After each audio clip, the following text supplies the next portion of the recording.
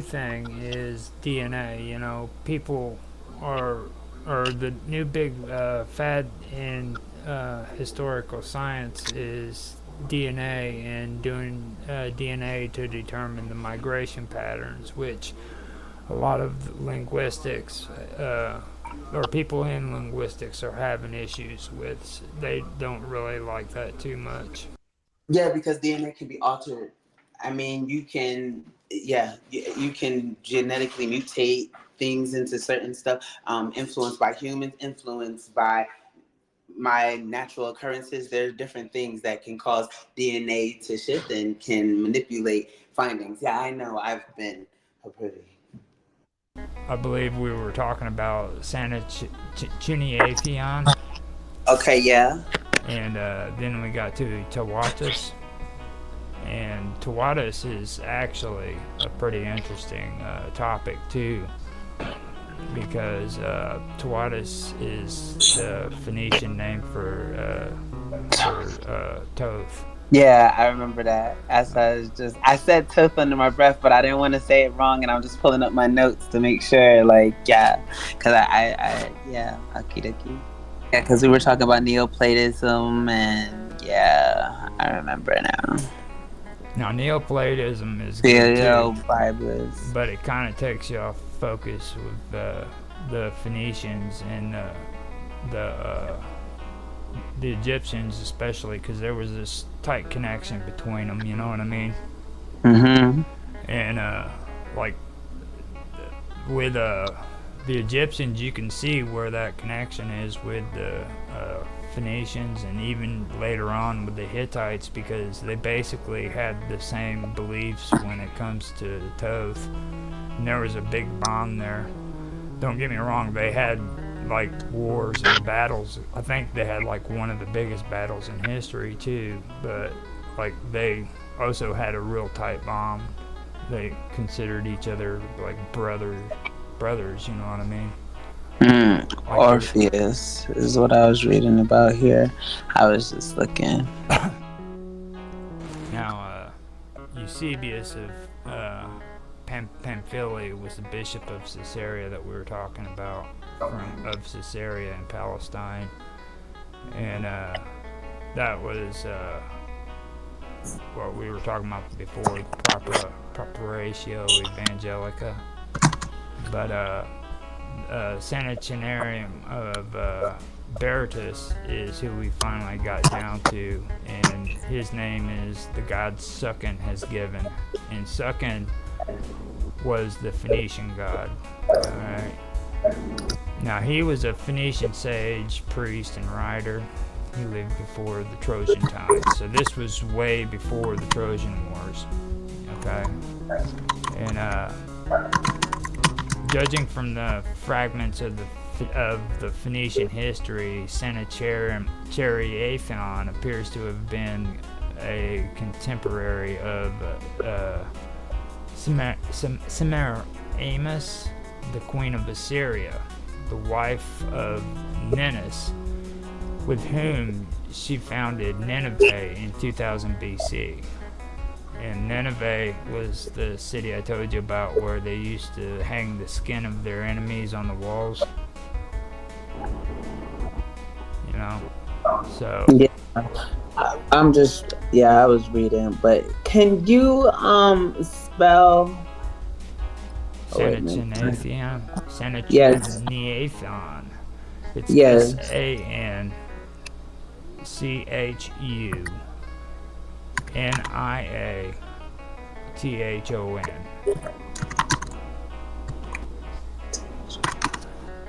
Okay.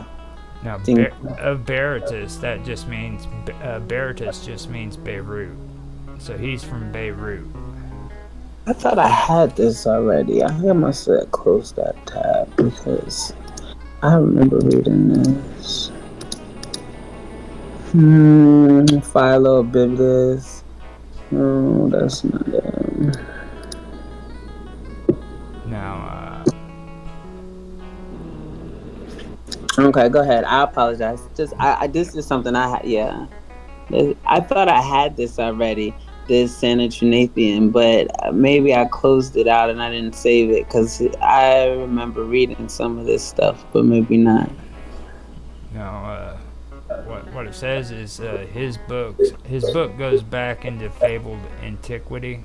Santa Chinathion, like Vagasa in India, is said to have been a compiler of extremely ancient theogonic and historical documents that have been transmitted to him uh, either by oral tradition or in writing. And I know that that's true because, like, I've heard, I know from what other people have said, I should say, that's what he did. He would listen to oral traditions, like, where people would tell their stories orally, Yeah. or in writing. Like, if somebody brought him a text, he would gather them up and add them to his book. Santa Chinathion derived the sacred lore from the mystic inscriptions on the Nephwatis, probably Hamanan sun pillars, which stood in Yahweh. In where? In Yahweh. And that's interesting because Yahweh is a Jewish word. I believe Yahweh has to do with that area when it comes to Israel. Because Yahweh is just a little bit off from Yahweh. Yeah, for that memo.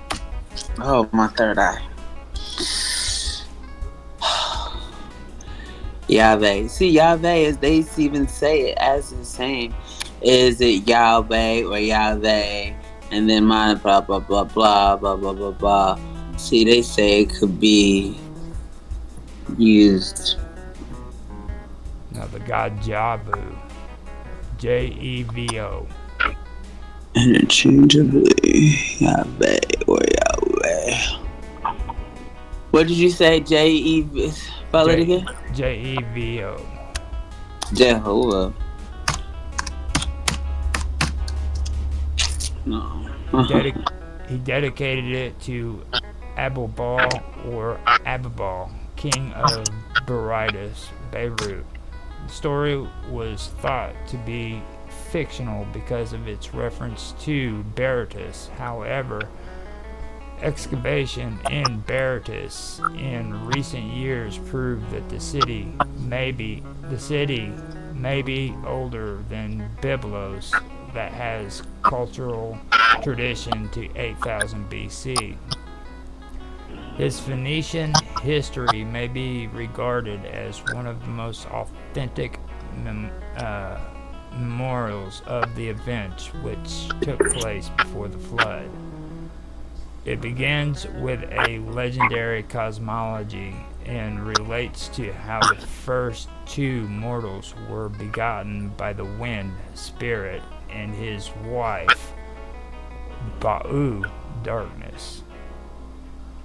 It refers to the fall, the production of fire, the invention of huts and clothing, the origin of the arts of agriculture, hunting, fishing, and navigating, and the beginning of human civilization.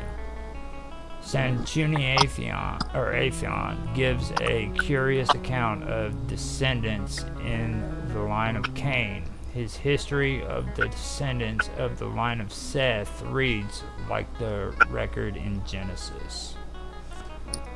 So that is Santa Chinathion, and that's pretty interesting.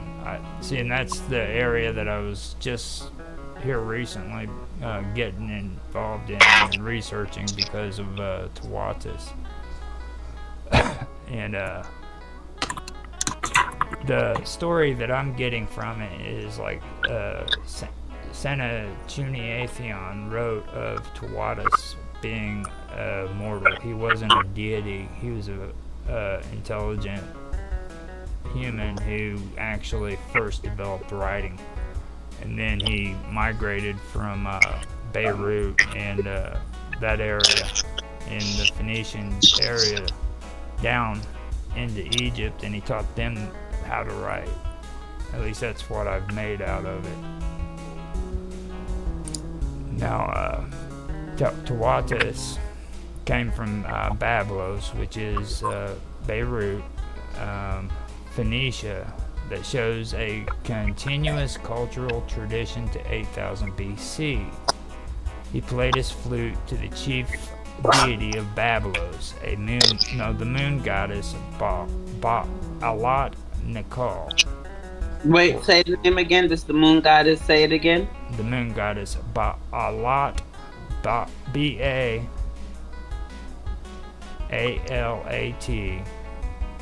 Those are separated. And then Nikol, separated, and that's Nikkal.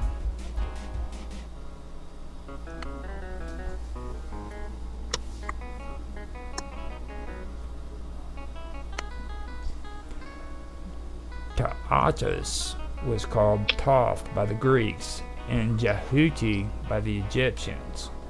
Mythology of Ta'atus is echoed in the god Dionysius, or Negurth, the snake priest, who was the consort of the moon goddess. The snake priest was also represented by the symbol of a pillar, a wand, or a caduceus. The Greeks equated Thoth with the widely traveled Hermes. According to the Egyptian tradition, Osiris traveled the world with Thoth. Asclepius, aka Eshmun, is responsible for carrying on the teachings of Ta'atus on snake priesthood. Yeah, the Brotherhood of the Snake, the Brotherhood of the Dragon. They say Lucifer is the one true God, symbol represented by the Caduceus, and devoted to guarding the secret of the ages. But that's something separate that I was learning about. It was just funny because you mentioned that, and I had notes on it, the Caduceus, and which is the medical field symbol as well. Which definitely not coincidental at all. Well, see, that breaks down even into the Bible with the Christians and Jews too, because when Moses came out of Egypt, the staff. Yeah, he had the staff, and like snakes would bite the Jews, and he told them to not have fear of the snakes because as long as he had that staff, they wouldn't harm him. They left him alone. And now it goes on to say, in the early ages of Christianity, some monks, such as Pachamulius, was a seraphic priest before he became a monk. Similarly, Ormus is said to have been a seraphic priest before being converted by Saint Mark. He fused those mysteries with Christianity and established a school of Solomonic wisdom. Herewith, Phoenician mythology and Christian theology are explored and analyzed through the pens of two major icons of both faiths, Eusebius of Caesarea and Philobiblos. Yes, that's who I have here. And I was reading about him here,